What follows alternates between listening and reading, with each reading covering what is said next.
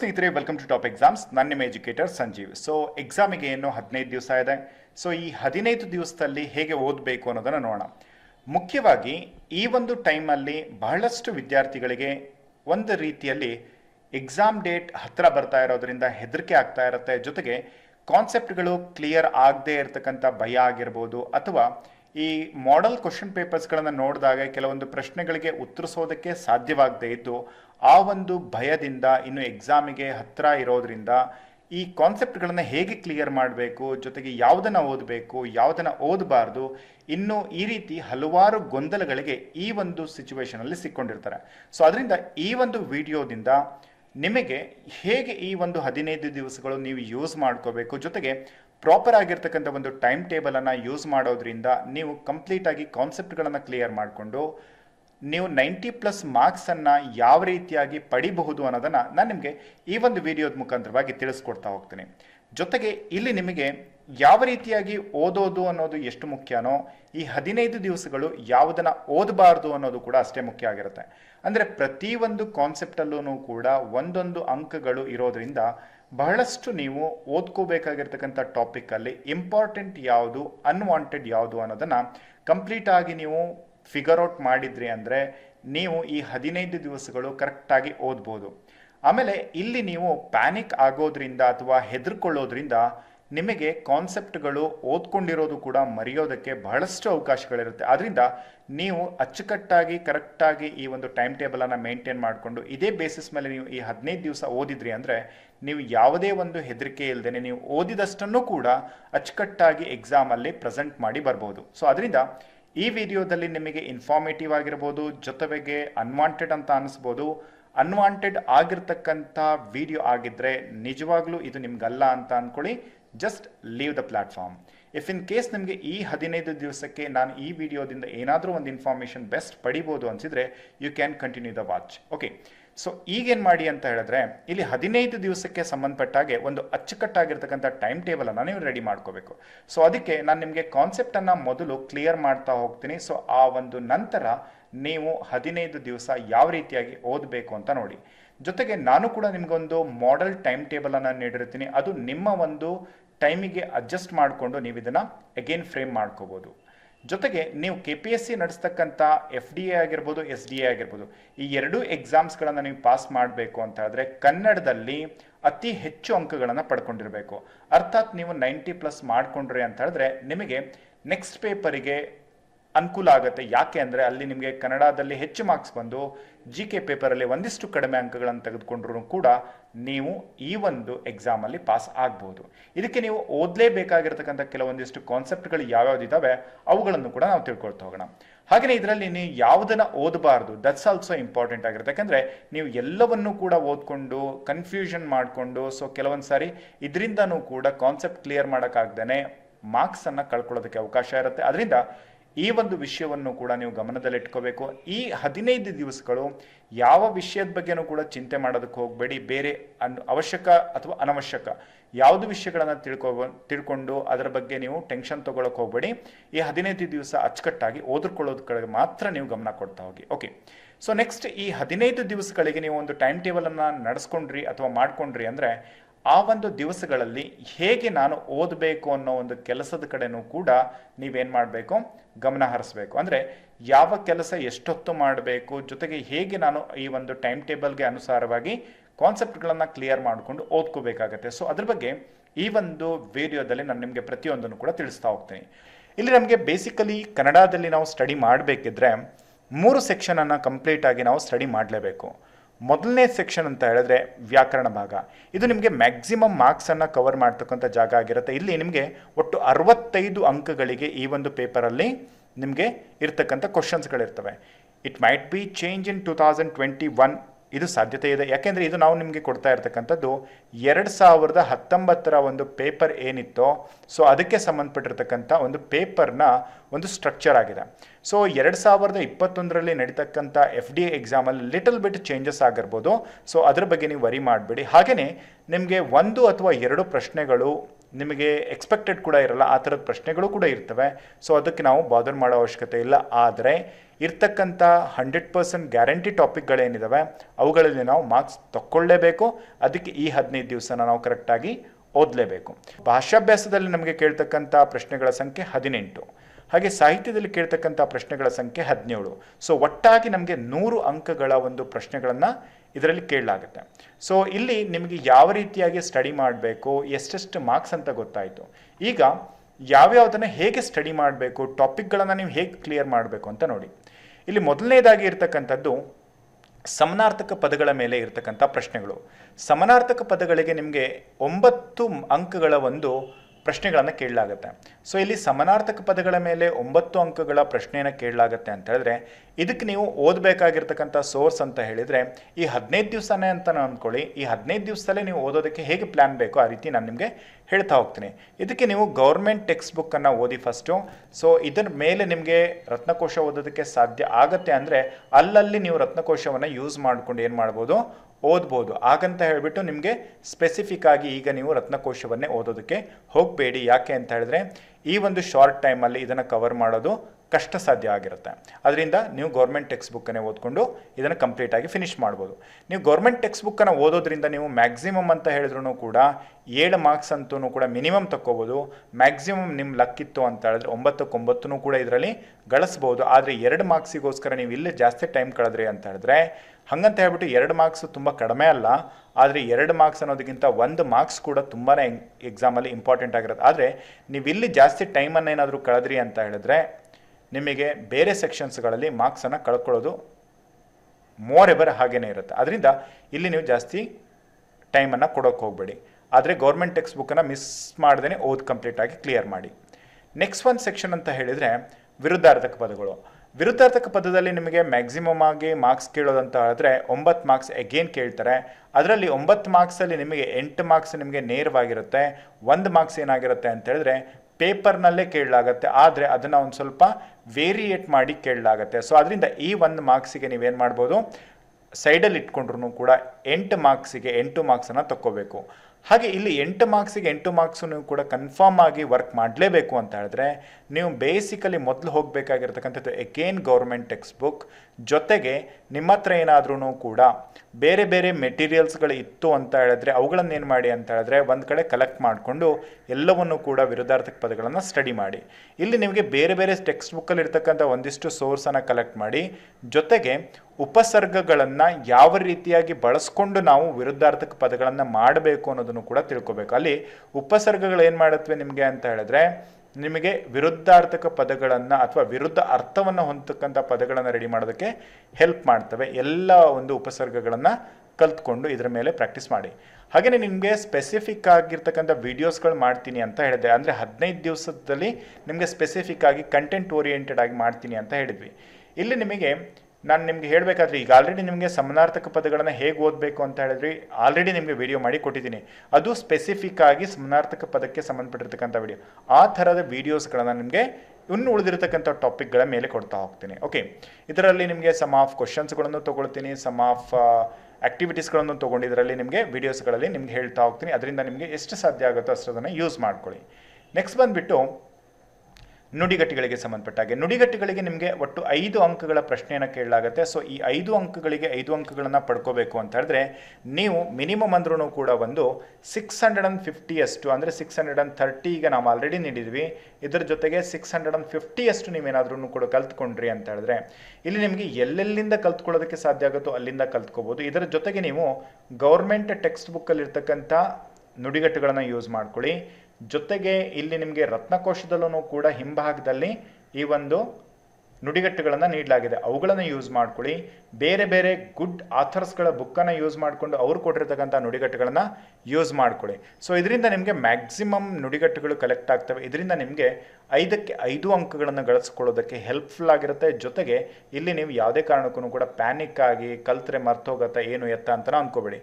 ಆಮೇಲೆ ನಿಮಗೆ ಕಲ್ತ್ರೆ ಮರ್ತೋಗುತ್ತಾ ಅನ್ನೋದಕ್ಕೆ ಇಲ್ಲೊಂದು ಸೊಲ್ಯೂಷನ್ ನಿಮ್ಗೆ ಏನು ಹೇಳ್ಬೋದು ಅಂತ ಹೇಳಿದ್ರೆ ಸಮನಾರ್ಥಕ ಪದಗಳನ್ನು ನೀವು ಎಷ್ಟು ಕಲ್ತ್ರೆ ಅನುಕೂಲ ಅಂತ ಹೇಳಿದ್ರೆ ನಿಮಗೆ ಓವರ್ ಆಲ್ ಗೌರ್ಮೆಂಟ್ ಟೆಕ್ಸ್ಟ್ ಬುಕ್ಗಳನ್ನು ನೀವು ಎಲ್ಲ ಕಂಪ್ಲೀಟಾಗಿ ಕಲ್ತ್ರಿ ಅಂತ ಹೇಳಿದ್ರೆ ಅದರಲ್ಲಿ ಮ್ಯಾಕ್ಸಿಮಮ್ ನಿಮಗೆ 3500 ಅಂತ ಅಂದ್ಕೊಳ್ಳಿ. ಇದರಲ್ಲಿ ನೀವು 3000ನೇ ಅಂದ್ಕೊಂಡ್ರೂ ಕೂಡ ಈ 15 ದಿವಸದಲ್ಲಿ ನಿಮಗೆ ಬರ್ತಕ್ಕಂಥ ಪದಗಳ ಸಂಖ್ಯೆ ಎಷ್ಟಪ್ಪ ಅಂದರೆ ದಿನಕ್ಕೆ 200 ನೀವು ಕಲಿತಾ ಹೋಗಬೇಕು. ಸೊ 200 ಕಲಿತಾ ನೀವೇನು ಮಾಡಬೇಕು, ಒಂದು ದಿವಸ 200 ಕಲ್ತ್ರಿ, ಇನ್ನೊಂದು ದಿವಸ 200 ಕಲ್ತ್ರಿ, ಅದ್ರ ಜೊತೆಗೆ ಹಿಂದಿನ ಭಾಗದಲ್ಲಿ ಕಲ್ತಿರ್ತಕ್ಕಂಥ 200 ರಿಕಾಲ್ ಮಾಡಬೇಕು. ನೆಕ್ಸ್ಟ್ ಮತ್ತೆ ಮುಂದಿನ ದಿವಸ ಅಂದರೆ 3ನೇ ದಿವಸಕ್ಕೆ 200 ಕಲ್ತ್ರಿ ಅಂತ ಹೇಳಿದ್ರೆ ಆವಾಗ ಈ ಹಿಂದಿಂದನ ಆಮೇಲೆ ಈ ಹಿಂದಿಂದನ ಒನ್ಸ್ ಅಗೇನ್ ನೀವು ರಿಕಾಲ್ ಮಾಡೋದ್ರಿಂದ ನಿಮಗೆ ಈ 600 ವರ್ಡ್ಸ್ಗಳು ಕಂಪ್ಲೀಟ್ ಆಗಿ ನಿಮಗೆ ಚೆನ್ನಾಗಿ ನೆನಪಿರುತ್ತೆ. ಈ ರೀತಿ ನೀವು ಫಾಲೋ ಮಾಡ್ಬೋದು. ಆಮೇಲೆ ಈ 15 ಡೇಸನ್ನು ತುಂಬ ಪ್ರಾಪರಾಗಿ ಯೂಸ್ ಮಾಡಬೇಕು. ಆಮೇಲೆ ಅದಕ್ಕೊಂದು ಟೈಮಿಂಗ್ಸನ್ನು ಇಟ್ಕೊಳ್ಳಿ. ನಿಮಗೆ 200 ವರ್ಡ್ಸ್ಗಳನ್ನು ಕಲಿಯೋದಕ್ಕೆ ಅಪ್ರಾಕ್ಸಿಮೇಟ್ಲಿ ನಿಮಗೆ 1 ಗಂಟೆ ಹಿಡಿಬೋದು ಅಂತ ತಿಳ್ಕೊಳ್ಳಿ. ಈ 1 ಗಂಟೆ ಹಿಡಿದ್ರೆ ನಿಮ್ಗೆ ಕೆಲವೊಂದು ವರ್ಡ್ಸ್ಗಳು ನಿಮಗೆ ನೆನ್ಪು ಮಾಡೋದಕ್ಕೆ ಬರಲ್ಲ, ಜಾಸ್ತಿ ಟಫ್ ಅನ್ಸುತ್ತೆ. ಅವನ್ನೇನು ತಲೆ ಕೆಡಿಸ್ಕೊಳ್ಳೋದಕ್ಕೆ ಹೋಗ್ಬೇಡಿ. ಅವನ್ನ ಏನು ಮಾಡಿ ಅಂತ ಹೇಳಿದ್ರೆ ಬಿಡಿ, ಆದರೆ ಅವಾಗ ಅದನ್ನು ನೋಡ್ತಾ ಹೋಗಿ. ಇದರಿಂದ ನಿಮ್ಗೆ ಏನಾಗುತ್ತೆ ಅಂದರೆ ಆ ಪದಗಳನ್ನು ಕಲಿಯೋದಕ್ಕೆ ಜೊತೆಗೆ ಅವುಗಳನ್ನು ರಿಕಾಲ್ ಮಾಡೋದಕ್ಕೆ ಹೆಲ್ಪ್ ಆಗುತ್ತೆ. ಆಮೇಲೆ ಇಲ್ಲಿ ನೀವು ಕಂಠಪಾಠ ಮಾಡೋ ಅವಶ್ಯಕತೆ ಇರಲ್ಲ. ಬರಲಿಲ್ವಾ ಅದನ್ನು ಬಿಡಿ, ಅಲ್ಲಿಗೆ ನೋಡ್ತಾ ಹೋಗಿ ಅಷ್ಟೇ. ದಿನ ನೀವು ನೋಡ್ತಾ ಹೋದ್ರಿ ಅಂತ ಹೇಳಿದ್ರೆ 15 ದಿವಸಕ್ಕೆ ನೀವು ಕಂಪ್ಲೀಟಾಗಿ ಆ ವರ್ಡ್ಗಳನ್ನು ಜಸ್ಟ್ ಅವನ್ನು ನೋಡಿದರೆ ಸಾಕು ಆನ್ಸರ್ ಮಾಡ್ಬೋದು. ಆ ರೀತಿಯು ಪ್ರಾಕ್ಟೀಸ್ ಆಗುತ್ತೆ ಈ 15 ದಿವಸಕ್ಕೆ. ನಿಮಗೆ 1 ಗಂಟೆ ನೀವು ಇದಕ್ಕೆ ನೀವು ಕೊಟ್ಟಿರ ಅಂತ ತಿಳ್ಕೊಳ್ಳಿ. ಓಕೆ, ನೆಕ್ಸ್ಟ್ ವಿರುದ್ಧಾರ್ಥಕ ಪದಗಳು ಕೂಡ ಅಷ್ಟೇ. ವಿರುದ್ಧಾರ್ಥಕ ಪದಗಳನ್ನು ಉಪಸರ್ಗಗಳ ಆಧಾರದ ಮೇಲೇನೂ ಕೂಡ ಕಲಿರಿ. ಹಾಗೆ ಕೆಲವೊಂದಿಷ್ಟು ವಿರುದ್ಧಾರ್ಥಕ ಪದಗಳು ನೇರವಾಗಿರ್ತವೆ, ಅವುಗಳನ್ನು ಕೂಡ ಕಲಿರಿ. ಇದನ್ನು ನಿಮಗೆ ನೆಕ್ಸ್ಟ್ ವೀಡಿಯೋದಲ್ಲಿ ನಾನು ತಿಳಿಸ್ತೀನಿ. ವಿರುದ್ಧಾರ್ಥಕ ಪದಗಳನ್ನು ಎಕ್ಸಾಮಲ್ಲಿ ಫೈಂಡ್ ಮಾಡೋದಾದರೆ ಹೇಗೆ ಫೈಂಡ್ ಮಾಡಬೇಕು ಅಂತ ಹೇಳ್ಬಿಟ್ಟು. ಓಕೆ, ನೆಕ್ಸ್ಟ್ ನುಡಿಗಟ್ಟುಗಳು ಕೂಡ ಅಷ್ಟೇ. ನಿಮಗೆ ಒಟ್ಟು ಈಗ 630 ನುಡಿಗಟ್ಟುಗಳು ಇದ್ದಾವೆ ಅಂತ ತಿಳ್ಕೊಳ್ಳಿ. 630 ನುಡಿಗಟ್ಟುಗಳು ಇದ್ದಾವೆ ಅಂತಂದರೆ 15 ದಿವಸ ನೀವು ಡಿವೈಡ್ ಮಾಡಿದ್ರಿ ಅಂದರೆ ಅಪ್ರಾಕ್ಸಿಮೇಟ್ಲಿ ನೀವೊಂದು 40 ನುಡಿಗಟ್ಟುಗಳನ್ನು ದಿನಾ ಕಲ್ತ್ಕೊತಾ ಹೋದ್ರಿ ಅಂತ ಹೇಳಿದ್ರೆ ನೀವು ಮ್ಯಾಕ್ಸಿಮಮ್ ಈ ಒಂದು ನುಡಿಗಟ್ಟುಗಳನ್ನು ಕಂಪ್ಲೀಟಾಗಿ ಮುಗಿಸ್ಬೋದು. ನೀವು 50 ಕಲಿಯೋದಕ್ಕಾಗತ್ತೆ ಅಂದರೆ 50 ಕಲೀರಿ, ಆದರೆ ಜಾಸ್ತಿ ಮಾಡಿಕೊಂಡು ಮರಿತಾ ಹೋಗಬೇಡಿ. ಕಡಿಮೆ ಕಲೀರಿ, ಪಕ್ಕಾ ಕಲೀರಿ. ನೆಕ್ಸ್ಟ್ ಬಂದುಬಿಟ್ಟು ಅಕ್ಷರ ದೋಷಗಳಿಗೆ ರಿಲೇಟೆಡ್ ಆಗಿರ್ತಕ್ಕಂಥ ಕ್ವಶನ್ಗಳು. ಈ ಅಕ್ಷರ ದೋಷಗಳಿಗೆ ರಿಲೇಟೆಡ್ ಆಗಿರ್ತಕ್ಕಂಥ ಶಬ್ದಗಳಲ್ಲಿ ಅಂದರೆ ಇಲ್ಲಿ ನೀವು ಶುದ್ಧ ಪದಗಳನ್ನು ಕಲ್ತಿದ್ರೆ ಮಾತ್ರ ನೀವು ಇದಕ್ಕೆ ಆನ್ಸರ್ನ ಮಾಡ್ಬೋದು. ಸೊ ಇದಕ್ಕೆ ಸಂಬಂಧಪಟ್ಟಾಗಿ ನಾನು ನಿಮಗೆ ಇದರಲ್ಲಿ ಹೆಚ್ಚು ಏನು ಹೇಳೋಕ್ಕೆ ಹೋಗಲ್ಲ. ಆದರೆ ಕಲಿಯೋದಾದರೆ ಹೇಗೆ ಕಲಿಬೇಕು ಅಂತ ಹೇಳಿದ್ರೆ, ನೀವು ಏನು ಅಭ್ಯಾಸ ಮಾಡ್ತಾ ಇರ್ತೀರಿ, ಅಭ್ಯಾಸ ಮಾಡಬೇಕಿದ್ರೆ ನೀವು ಓದ್ತಕ್ಕಂಥ ಟೆಕ್ಸ್ಟ್ ಬುಕ್ ಆಗಿರ್ಬೋದು ಅಥವಾ ಯಾವುದೇ ಒಂದು ವಿಷಯವನ್ನು ಓದ್ತಿದ್ದೀರಾ ಅಂದರೆ ಅಲ್ಲಿ ಇರ್ತಕ್ಕಂಥ ಪದಗಳನ್ನು ನೀವು ಗಮನಿಸ್ಕೊತಾ ಹೋಗಿ ಅದರಿಂದನೇ ನಿಮಗೆ ಈ ಒಂದು ಅಕ್ಷರ ದೋಷಗಳನ್ನು ಕಂಡುಹಿಡಿಯೋದಕ್ಕೆ ಹೆಲ್ಪ್ ಆಗುತ್ತೆ. ಅದರದ್ದೇನು ಮತ್ತು ಇದಕ್ಕೆ ಏನು ಸೊಲ್ಯೂಷನ್ ಇರಲ್ಲ ಇದಕ್ಕೆ. ಓಕೆ, ಇದಕ್ಕೆ ನಾವು ಕೊಟ್ಟಿರ್ತಕ್ಕಂಥ ವರ್ಡ್ಸ್ಗಳಷ್ಟು ಇಷ್ಟು ಕಲ್ತ್ಕೊಂಡ್ರೂ ಸಾಕಾಗಲ್ಲ, ಅಥವಾ ಬೇರೆ ಕಡೆಯಿಂದ ನೀವು ಕಲೆಕ್ಟ್ ಮಾಡಿದ್ರೂ ಸಾಕಾಗಲ್ಲ. ಅವುಗಳನ್ನೆಲ್ಲವನ್ನೂ ಕೂಡ ಕಲಿರಿ. ಜೊತೆಗೆ ನೀವು ಟೆಕ್ಸ್ಟ್ ಬುಕ್ಗಳನ್ನು ರೀಡ್ ಮಾಡಬೇಕಿದ್ರೆ ಪದಗಳನ್ನು ಗಮನಿಸ್ತಾ ಹೋಗಿ. ಇದರಿಂದ ನಿಮಗೆ ಈ ಒಂದು ಪ್ರಶ್ನೆಗಳಿಗೆ ಉತ್ತರಿಸೋದಕ್ಕೆ ಅನುಕೂಲ ಆಗುತ್ತೆ.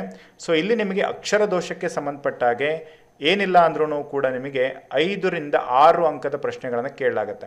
ಸೊ ಇಲ್ಲಿ 5 ರಿಂದ 6 ಅಂಕದ ಪ್ರಶ್ನೆಗಳನ್ನು ಕೇಳಲಾಗುತ್ತೆ ಅಂತ ಹೇಳಿದ್ರೆ ನೀವು ಮ್ಯಾಕ್ಸಿಮಮ್ ಮಾರ್ಕ್ಸನ್ನು ಇದರಲ್ಲಿ ನೀವು ಪಡ್ಕೋಬೋದು. ಅದರಿಂದ ಈ ಒಂದು ಪ್ರಾಕ್ಟೀಸನ್ನು ಮಾಡಿ. ನೆಕ್ಸ್ಟ್ ಬಂದುಬಿಟ್ಟು ವರ್ಣಮಾಲೆಗೆ ಸಂಬಂಧಪಟ್ಟಿರ್ತಕ್ಕಂಥ ಪ್ರಶ್ನೆಗಳು. ವರ್ಣಮಾಲೆಗೆ ಸಂಬಂಧಪಟ್ಟಿರ್ತಕ್ಕಂಥ ಪ್ರಶ್ನೆಗಳಲ್ಲಿ ನಿಮಗೆ ಮಿನಿಮಮ್ ಅಂದ್ರೂ 3 ಅಂಕದ ಪ್ರಶ್ನೆಗಳನ್ನು ಕೇಳಲಾಗುತ್ತೆ. ಸೊ ಇಲ್ಲಿ 3 ಅಂಕದ ಪ್ರಶ್ನೆಗಳನ್ನು ಕೇಳಲಾಗುತ್ತೆ ಅಂತ ಹೇಳಿದ್ರೆ ಇದರಲ್ಲಿ ಯಾವ ಸೆಕ್ಷನಲ್ಲಿ ಕೇಳಲಾಗುತ್ತೆ, ನೀವು ಹೇಗೆ ನೆಕ್ಸ್ಟ್ ಸೆಕ್ಷನ್ಸ್ಗಳನ್ನು ಡಿವೈಡ್ ಮಾಡ್ಕೊಂಡ್ರೆ ಬೇರೆ ಇದರಲ್ಲಿ ಹೇಗೆ ನೀವು ಇದನ್ನು ಕರೆಕ್ಟಾಗಿ ಓದ್ಕೋಬೇಕು ಅಂತ ನಾನು ಹೇಳ್ತಾ ಹೋಗ್ತೀನಿ. ನೋಡಿ, ಇಲ್ಲಿ ವರ್ಣಮಾಲೆಗಳಲ್ಲಿ ಇಲ್ಲಿ ಫಸ್ಟ್ನೇದು ವರ್ಣಮಾಲೆ ಅಂತ ಏನು ನಮಗೆ ಕನ್ನಡ ವರ್ಣಮಾಲೆಯಲ್ಲಿ ಬರುತ್ತೋ ಸೊ ಅಲ್ಲಿ ನಿಮಗೆ 1 ಮಾರ್ಕ್ಸನ್ನು ಕೇಳಲಾಗುತ್ತೆ. ಇಲ್ಲಿ ನಿಮಗೆ 1 ಮಾರ್ಕ್ಸ್ ಇರುತ್ತೆ. ನೆಕ್ಸ್ಟ್ ಇದಾದಮೇಲೆ ನಿಮಗೆ ಕಾಗುಣಿತಕ್ಕೆ ಸಂಬಂಧಪಟ್ಟ ಹಾಗೆ, ಓಕೆ, ಕಾಗುಣಿತಕ್ಕೆ ಸಂಬಂಧಪಟ್ಟ ಹಾಗೆ ಇಲ್ಲಿ ನಿಮಗೆ 1 ಮಾರ್ಕ್ಸನ್ನು ಕೇಳಲಾಗುತ್ತೆ. ನೆಕ್ಸ್ಟ್ ಇದಾದಮೇಲೆ ಅಕ್ಷರಗಳು ಹುಟ್ಟಿಸ್ತಕ್ಕಂಥ ಸ್ಥಾನಗಳ ಮೇಲೆ, ಅಂದರೆ ಅಕ್ಷರಗಳು ಹುಟ್ಟತಕ್ಕಂಥ ಸ್ಥಾನಗಳಿಗೆ ಆಧಾರದ ಮೇಲೆ ನಿಮಗೆ ಪ್ರಶ್ನೆಯನ್ನು ಕೇಳಲಾಗುತ್ತೆ. ಅಂದರೆ 3 ಸೆಕ್ಷನಲ್ಲಿ 3 ಮಾರ್ಕ್ಸ್ ಆಗುತ್ತೆ. ಸೊ ಅಲ್ಲಿಗೆ ಒಂದೊಂದು ಸೆಕ್ಷನಿಗೆ 1 ಮಾರ್ಕ್ಸನ್ನು ಕೇಳಿದ್ರೂ ಕೂಡ 3 ಸೆಕ್ಷನಲ್ಲಿ 3 ಮಾರ್ಕ್ಸ್. ಇದೇ ರೀತಿ ನೀವು ಕ್ರಿಯಾಪದಗಳಾಗಿರ್ಬೋದು ಅಥವಾ ಸಂಧಿಗಳಾಗಿರ್ಬೋದು, ಸಮಾಸಗಳಾಗಿರ್ಬೋದು, ಈ ರೀತಿ ಕರೆಕ್ಟಾಗಿ ನೀವು ಈ ರೀತಿ ಜಡ್ಜ್ಮೆಂಟ್ ಮಾಡಿಕೊಂಡು ಕರೆಕ್ಟಾಗಿ ಅರ್ಥ ಮಾಡ್ಕೊಂಡ್ರಿ ಅಂತ ಹೇಳಿದ್ರೆ ಪ್ರತಿ ಒಂದು ಸೆಕ್ಷನಲ್ಲಿ ಯಾವ್ಯಾವ ಭಾಗದಲ್ಲಿ ಮಾರ್ಕ್ಸನ್ನು ಕೇಳ್ತಾರೆ ಅದನ್ನು ನೀವು ಕರೆಕ್ಟಾಗಿ ನಿಮ್ಗೆ ಗೊತ್ತಿಲ್ಲದಿರೋ ಭಾಗನ ಅಲ್ಲಿ ಕಲ್ತ್ಕೊಂಡ್ಬಿಟ್ರಿ ಅಂದರೆ ನಿಮಗೆ ಮ್ಯಾಕ್ಸಿಮಮ್ ಮಾರ್ಕ್ಸ್ಗಳನ್ನು ತಗೊಳ್ಳೋದಕ್ಕೆ ಹೆಲ್ಪ್ ಆಗುತ್ತೆ. ನೆಕ್ಸ್ಟ್ ಬಂದುಬಿಟ್ಟು ವಾಕ್ಯಗಳಿಗೆ ಸಂಬಂಧಪಟ್ಟ ಹಾಗೆ. ವಾಕ್ಯಗಳಲ್ಲಿ ಏನಿರುತ್ತೆ ಅಂತ ಹೇಳಿದ್ರೆ ಇದರಲ್ಲಿ ಒಂದೇ ಒಂದು ಮಾರ್ಕ್ಸಿಗೆ ನೇರವಾಗಿರ್ತಕ್ಕಂಥ ಒಂದು ಪ್ರಶ್ನೆಯನ್ನು ಕೇಳಲಾಗುತ್ತೆ. ಅದರಲ್ಲಿ ಯಾವ ರೀತಿಯ ಅಥವಾ ಯಾವ ಒಂದು ಪ್ರಕಾರದ ವಾಕ್ಯ ಇದು ಅಂತ ಹೇಳ್ಬಿಟ್ಟು ಕೇಳಲಾಗುತ್ತೆ. ಸೊ ಅಲ್ಲಿ ನಿಮಗೆ ಇರ್ತಕ್ಕಂಥದ್ದು 1 ಮಾರ್ಕ್ಸು. ನೀವು ಇದಕ್ಕೇನು ಮಾಡಬೇಕು ಅಂತ ಹೇಳಿದ್ರೆ ವಾಕ್ಯದ ಪ್ರಕಾರಗಳನ್ನು ತಿಳ್ಕೋಬೇಕು. ಇಲ್ಲಿ ನಿಮಗೆ ವೈಷಯಿಕ ವಾಕ್ಯವಾಗಿರ್ಬೋದು, ವೈಚಾರಿಕ ವಾಕ್ಯವಾಗಿರ್ಬೋದು, ಅಥವಾ ತತ್ವ ವಿಷಯದ ವಾಕ್ಯವಾಗಿರ್ಬೋದು, ವೈಕಲ್ಪಿತ ವಾಕ್ಯ ಆಗಿರ್ಬೋದು, ಕ್ರಿಯಾತ್ಮಕ ವಾಕ್ಯ ಆಗಿರ್ಬೋದು, ಪ್ರಸ್ತಾವನಾತ್ಮಕ ವಾಕ್ಯ, ಹಾಗೆ ನಿಷೇಧಾರ್ಥಕ ವಾಕ್ಯ ಮತ್ತು ಕ್ರಿಯಾವಾಕ್ಯಗಳನ್ನು ತಿಳ್ಕೊಬೇಕಂದ್ರೆ 8 ರೀತಿಯ ಬೇರೆ ಬೇರೆ ವಾಕ್ಯ ಪ್ರಕಾರಗಳೇನಿದ್ದಾವೆ. ಸೊ ಆ ಒಂದು ವಾಕ್ಯ ಪ್ರಕಾರಗಳನ್ನು ನೀವು ಕರೆಕ್ಟಾಗಿ ತಿಳ್ಕೊಂಡ್ರಿ ಅಂತ ಹೇಳಿದ್ರೆ ಇಲ್ಲಿ ನೀವು 1 ಮಾರ್ಕ್ಸನ್ನು ಪಕ್ಕಾ ಪಡಿಬೋದು. ನೀವು ಕರೆಕ್ಟಾಗಿ ಇದನ್ನು ಅರ್ಥ ಮಾಡ್ಕೋಬೇಕಷ್ಟೆ. ಯಾವ ರೀತಿಯ ವಾಕ್ಯಗಳ ಒಂದು ಪ್ರಶ್ನೆ ಮೇಲೆ ಇರ್ತವೆ, ಜೊತೆಗೆ ಯಾವ ರೀತಿಯ ವಾಕ್ಯ ಇದೆ, ಇದನ್ನು ಹೇಗೆ ಅರ್ಥ ಮಾಡ್ಕೋಬೇಕು ಅಂತ ಕರೆಕ್ಟಾಗಿ ನೀವು ತಿಳ್ಕೊಂಡ್ರಿ ಅಂತ ಹೇಳಿದ್ರೆ ಇದರಲ್ಲಿ ನೀವು ಆರಾಮಾಗಿ 1 ಮಾರ್ಕ್ಸ್ ಪಡಿಬೋದು. ಇದರ ಜೊತೆಗೆ ಸ್ನೇಹಿತರೆ, ಟಾಪ್ ಎಕ್ಸಾಮ್ಸ್ನ ಕಡೆಯಿಂದ 2021 ನಮ್ಮ ಹುಡುಗರು ಹಾಗೆ ಹೀಗೆ ಕಳಿಲೇಬಾರ್ದು ಅಂತ ಹೇಳ್ಬಿಟ್ಟು ಟಾಪ್ ಎಕ್ಸಾಮ್ಸ್ ಯೂಟ್ಯೂಬ್ ಚಾನಲನ್ನು ನಿಮಗೋಸ್ಕರ ಅರ್ಪಿಸ್ತಾ ಇದ್ದೀವಿ.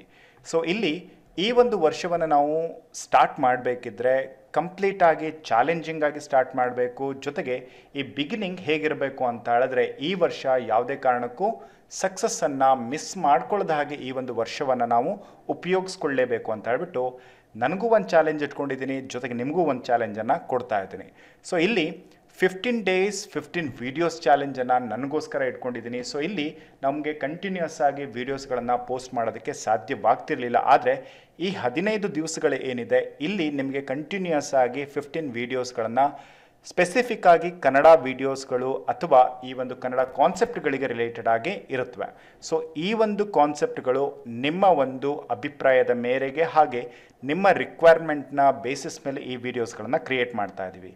ಸೊ ಇದಕ್ಕೆ ನೀವು ಕಮೆಂಟ್ ಬಾಕ್ಸಲ್ಲಿ ನಿಮಗೆ ಏನು ಆ್ಯಕ್ಚುಯಲ್ ಆಗಿ ಅವಶ್ಯಕತೆ ಇದೆ ಅದನ್ನು ನನಗೆ, ಅಥವಾ ಡೌಟ್ ಆಗಿರ್ಬೋದು ಅಥವಾ ನಿಮ್ಮ ಸಜೆಷನ್ಸ್ ಆಗಿರ್ಬೋದು, ಯಾವ ಕಾನ್ಸೆಪ್ಟ್ ಮೇಲೆ ನಿಮಗೆ ವಿಡಿಯೋ ಮಾಡಿದ್ರೆ ಹೆಲ್ಪ್ಫುಲ್ ಆಗುತ್ತೆ, ಸೊ ಅದನ್ನು ನನಗೆ ಕಮೆಂಟ್ ಬಾಕ್ಸಲ್ಲಿ ಕಮೆಂಟ್ ಮಾಡಿ ತಿಳಿಸಿ. ಅದರ ಮೇಲ್ಗಡೆ ನಿಮಗೆ ಕಂಟಿನ್ಯೂಸ್ ಆಗಿ 15 days 15 ವೀಡಿಯೋಸ್ಗಳನ್ನು ಅಗೈನ್ 9 o'clock ನಾನು ನಿಮಗೆ ಅಪ್ಡೇಟ್ ಮಾಡ್ತಾ ಹೋಗ್ತೀನಿ.